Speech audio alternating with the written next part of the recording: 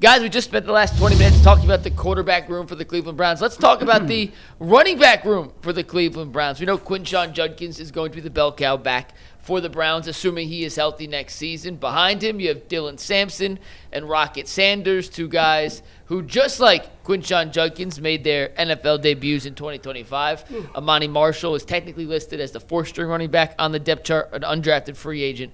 Last year, it begs the question. There's not a lot of veteran leadership in that locker room, or at least in that position room. So Nick Chubb was back in Cleveland this most recent weekend doing an event with University Hospitals talking about recovering from the knee injury and the process.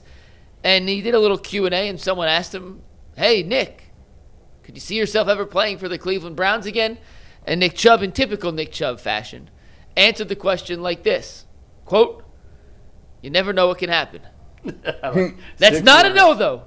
That is definitively not a no. Zach, in your opinion, does it make any sense whatsoever for the Browns and or for Nick Chubb for a reunion here to add a little veteran leadership to the Browns running back room? Yeah, no, this is Fantasyland talk. I'm not sure Nick Chubb can play anymore. And the Browns have consciously gone young. So Nick Chubb will walk back in the door of that facility or that stadium, and he will be celebrated, and he will have a retirement press conference or what do they do before the game? I'm blanking. Smash the guitar, what you did, Ring all of that. Honor. Yeah, he's a Ring of Honor player. This was a phenomenal player. But so many strange things and unforeseen things would have to happen for him to suit up for the Cleveland Browns. Yeah. He might not suit up for anybody again. And the Browns, like I said, they've gone with the 3 rookie running backs from the 2025 class. They feel good about where those guys are. And if they have to make a move based on injury or something surprising, I think they would be in a different market than Nick Chubb is in right now. So yeah, it just goes with the whole thing. So like when Myles Garrett gets moved, it's like, okay, Myles Garrett's not here. Wyatt Teller, they didn't bring him back, right? Joe Bitonio retires. David Njoku no longer on this roster. Even Grant Delpit, he like, listen, he see the writing on the wall. I need to see if I can hold out and get me some more money.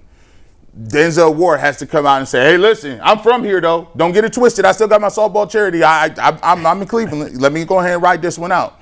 But more often than not, all these moves say, listen, they're going with young dudes. So even if, they asked about Joey Bosa, and listen, the timelines is what it is. If I'm not playing nobody over the age of 25, like the cutoff limit is this. And listen, if you can be 18 to 24, you got an opportunity. And that goes for everybody on the roster. This is what we are seeing as a reset in real time. It's a reset. Correct. It's the reason why that Todd Monken was actually hired and not maybe a first-time head coach who was younger. Because they said, okay, you talk about veteran leadership, you know who's the leader? The coach. He's the one with the sound bites. He's the one who's barking on the field. He's the one, and that's what has to happen when you have young teams. The leaders are the organization and coach, and you're trying to develop guys. So that's where the leadership is going to come. I think they go super young, and they're going to play these young dudes and give them the opportunity. Garrett, what's that Will Smith meme? Right, Fresh Prince standing in the empty living room. Yeah, right? yeah. If you are 25 or older on the Cleveland Browns, yep. You're looking at that possibility. Looking for Uncle Phil. Right. He ain't coming through the door. Listen, but by the time we get to November here and the bye week's over, this roster is going to be half first and second year players.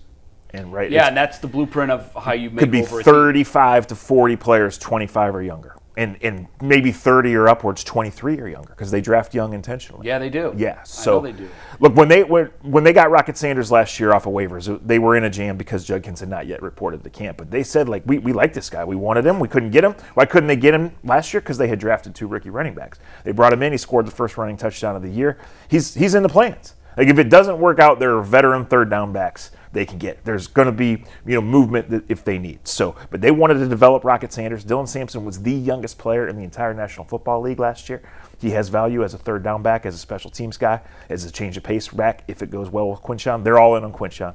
He's explosive. He's getting healthy. He's got a chance. I don't think Quinshon can ever be Nick Chubb, but I think Quinshon can be very good. And if the Browns are any good at all this year, guess who's going to have a big season?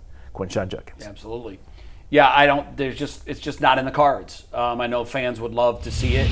I, for one, I'm not sure I would want to see it because Correct. I want the lasting memory of Nick Chubb to be on the snow-filled field against Pittsburgh in one of the few highlights of that season. I want him to be 85 yards through the defense.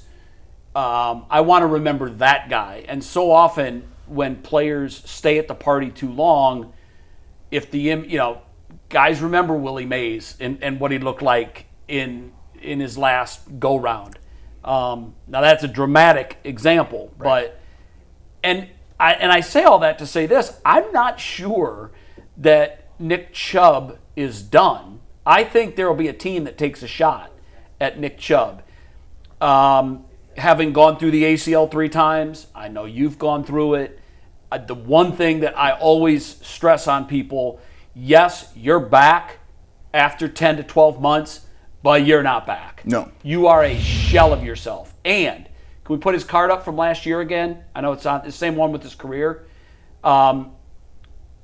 If 122 and 506 is, if he can do that at his age, coming off of ACL, knowing how hard he works, knowing that his body is, even amongst running backs, a physical freak. 4.1 yards per carry. He's still got a nose for the end zone if you get him close. I think somebody's going to take a flyer on Nick Chubb.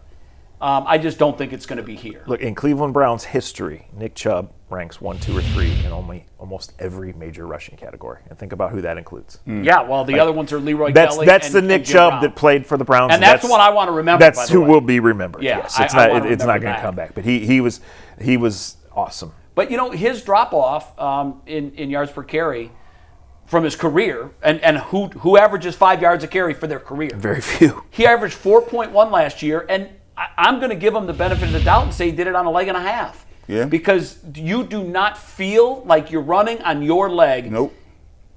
It's not part of you, kind of. It's not. It feels like it's just not.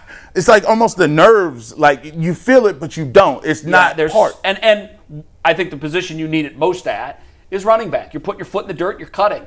And the linear stuff is great. I mean, gosh, I remember at 5 months I was sprinting linearly, and I'm like, 10 months, nonsense. I'm ready.